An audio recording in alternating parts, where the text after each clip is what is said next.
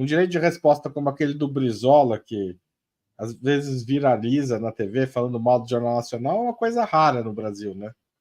É raro. Aquilo é muito difícil de ocorrer, chegar a ocorrer. Nós não temos uma legislação tão eficiente nisso, né? Mas deveria ter, né? Porque o direito de resposta eu acho excelente, porque em vez de ficar processando a pessoa criminalmente ou criando vínculos, o jornalista tem que pagar indenizações, dá o direito de resposta. Dá o mesmo espaço para ela poder responder, né? Quando criticada ou quando acusada de algo, né? Mas eu acho que a jurisprudência brasileira trata bem os jornalistas. Eu sei que é sacanagem falar de todo mundo jornalista ficar chateado, mas quando você compara, né, nós não estamos mal. Tem ainda alguns vícios no judiciário de primeiro grau. Fica todo mundo focado no Supremo, e o Supremo é o que mais garante liberdade de imprensa, né? Aonde você tem problemas no Brasil com o judiciário no campo da liberdade de imprensa é no primeiro grau. De vez em quando sai uma decisão mandando aí censurar uma matéria previamente, antes dela circular. Isso não pode, a Constituição veda isso. A Constituição nossa, é claro, não pode haver censura prévia. Mas há decisões judiciais várias mandando. Ocasionalmente a gente vê isso, né? Esse é um problema que nós temos. Proibindo jornalistas de tratarem de um certo assunto até, né? Isso, ocorre às vezes. Ocorre às vezes. Essa questão de Israel contra os palestinos aí, que o Breno virou o personagem da vez aí, virou no judiciário, você não acredita, uma disputa também, porque nós agora, não sei, eu nem sei se eu poderia falar aqui, mas nós conseguimos umas ordens nos últimos 2 dias. Se você que é advogado não sabe, quem sou eu que sou? Não tem nada de ilícito falar, estou só dizendo que talvez não seja, não sei como é que é a estratégia, mas nós conseguimos nos 2 últimos dias ordens também coibindo críticas ao Breno, né? Quando querem falar que ele é capo, críticas mais agressivas contra aquele Schwartzman, contra algumas pessoas aí, né? Que algumas pessoas estavam produzindo contra ele, nós conseguimos ordens do juiz para mandar parar de fazer esse tipo de crítica. Então ele tomou uns tiros, mas ele deu também. Virou mesmo uma coisa gozada, virou quase que uma guerra, assim, um lawfare no estrito senso mesmo, quer dizer, o uso do processo para você ficar litigando e tal, né? Agora, o que eu achei contra o Breno muito temerária, que foi uma tentativa de coibi-lo mesmo. O pedido, você precisava ver o pedido original, que a gente conseguiu evitar que fosse concedido. Mas era dele exercer o jornalismo, ele não podia falar, não podia dar entrevistas, não podia opinar, não podia tratar do assunto Israel-Palestina, não poderia tratar desse assunto. Imagine você, quer dizer, uma agressão intensa ao direito de livre expressão, né? E uma forma óbvia de usar o judiciário para censurar a postura de quem está litigando comigo, né? Então, trazendo aquele espírito da guerra lá para cá, né, para o Brasil, que não tem a ver, nós não estamos envolvidos no conflito, né? Claro. Ô Pedro, esse tipo de lawfare tem acontecido em outros países? Há casos emblemáticos, além do Assange, que eu mencionei? Bem, tem esses que eu te passei, né? Mas tem vários, na realidade. Exercer jornalismo não é fácil. E falta isso que eu te falei. E está num momento especialmente difícil, né? Muito difícil. Muito difícil. Por exemplo, nas questões das guerras, né? Eu acho que depois da guerra do Vietnã, em que um dos fatores que levou os Estados Unidos a ser derrotado, na minha opinião, foi a narrativa da mídia, né? Aquelas fotos. Eu era menino, não sei se você, não sei a tua idade, você é mais novo que eu, não sei se você lembra. Eu não vi a guerra do Vietnã. Então, mas estava vivo, mas eu não lembro. Prestar atenção, né? Eu me lembro, assim, das fotos na revista Manchete, na revista Cruzeiro, né? Então, tudo aquilo foi criando uma narrativa que chocou o mundo, né? A partir dali, o que eu noto é que os estados que entram em conflito querem controlar a narrativa, é diferente, quer dizer, então controlam as imagens, controlam as opiniões das pessoas, e aí passa a se estabelecer um trator de opiniões. Eu vi isso na guerra aí da Rússia contra a Ucrânia, né? Que qualquer postura que você assumisse de mais equilíbrio, de não ter lado, fazer uma crítica mais analítica, você era criticado pelos dois lados com muita violência. Então, vamos dizer, a impressão que dá é que a guerra entra pela porta, a narrativa racional sai pela janela, quer dizer, não tem. Então, isso é algo que está muito candente, está muito, assim, visível nessa questão de conflitos. Eu acho que é algo novo que se apresenta. E assim a gente tem outras questões, né? que eu acho que estão se pondo aí. Falta isso que os Repórteres Sem Fronteiras fazem, que é bom, né?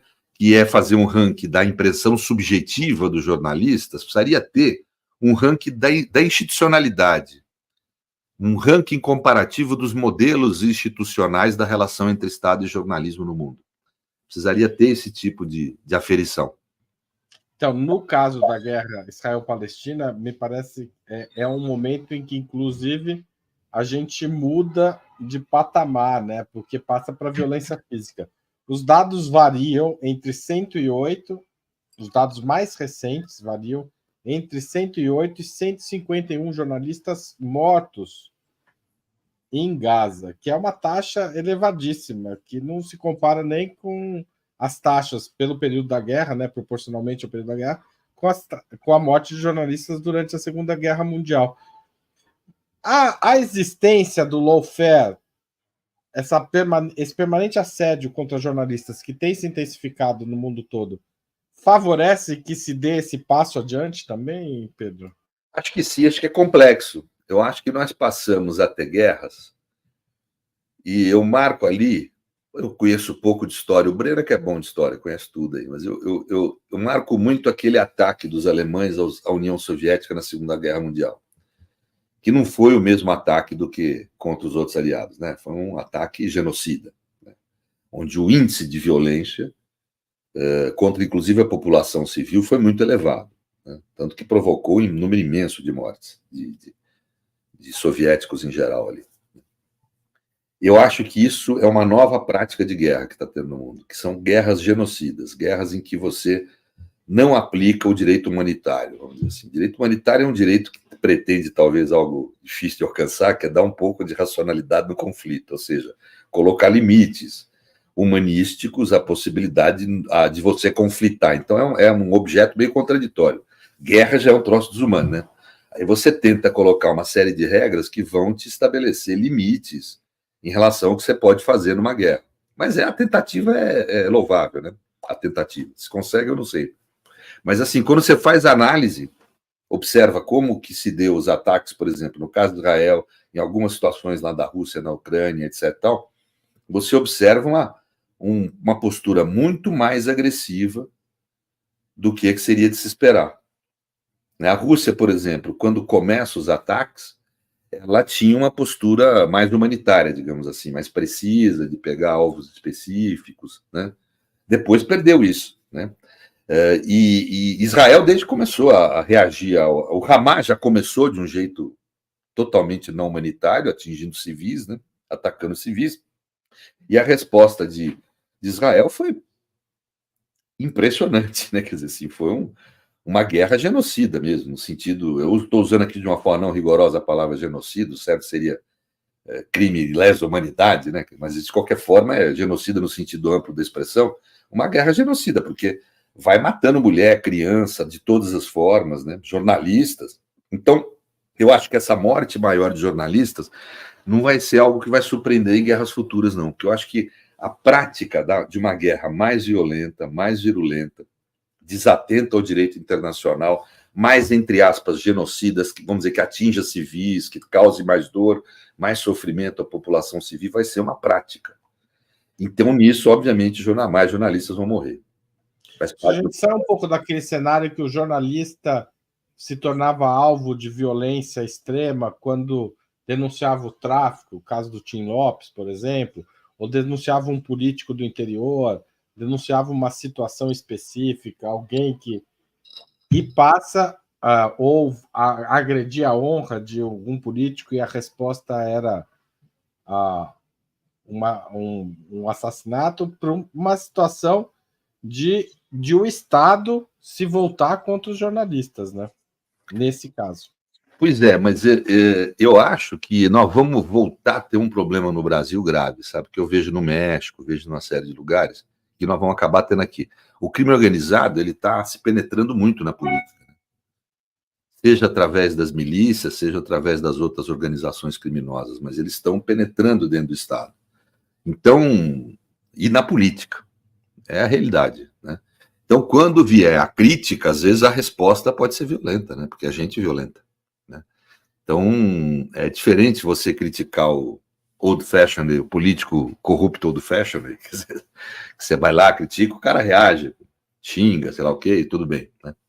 Você ficar futucando com crime organizado. Quer dizer, a violência é inerente a esse tipo de gente, né? Então, acho que não podemos esperar a violência contra jornalistas no Brasil, sim. Mas, por enquanto, assim, o que eu queria dizer, a conduta, pelo menos do Supremo com o jornalismo, tem sido muito positiva, né? Quer dizer, tem garantido esferas de... Você não tem um jornalista preso no Brasil pelo exercício da profissão, nem um jornalista preso por não ter entregue fonte, nem um jornalista preso por divulgar informação sigilosa. Quer dizer, a gente está bem assim, quando você olha assim o quadro. Teve esse problema do Twitter. E a censura, que é uma palavra que a gente usou pouco aqui nessa conversa até agora, apareceu de vez em quando, mas a censura judicial tem sido usado, tem sido recorrente na primeira instância, mas tem caído depois, é isso? Tem caído depois. O que chega ao Supremo, o Supremo derruba, né? Agora, é óbvio que é o mau funcionamento do sistema, isso é, porque às vezes a censura... Às vezes o jornalista não tem condições de fazer a ação chegar no Supremo, porque isso, é caro, porque tem demora. Exato. Então, é óbvio que é isso, né? Quer dizer, nós temos uma dificuldade com essa situação, né? Mas assim, como sistema há problemas, mas assim, o Supremo tem tido posturas jurisprudenciais aí muito interessantes. Então, aqui no Brasil, a gente tem que entender que a situação é complexa, como em qualquer país do mundo. Em alguns temas, em algumas situações, nós temos agressões indevidas à liberdade de expressão, em outros temas, em outras situações, não. E nós não temos uma régua muito precisa para medir isso. O mundo ainda não construiu uma régua para poder dizer, afirmar mesmo. Quer dizer, esse levantamento do Repórter Sem Fronteiras é subjetivo do jornalista.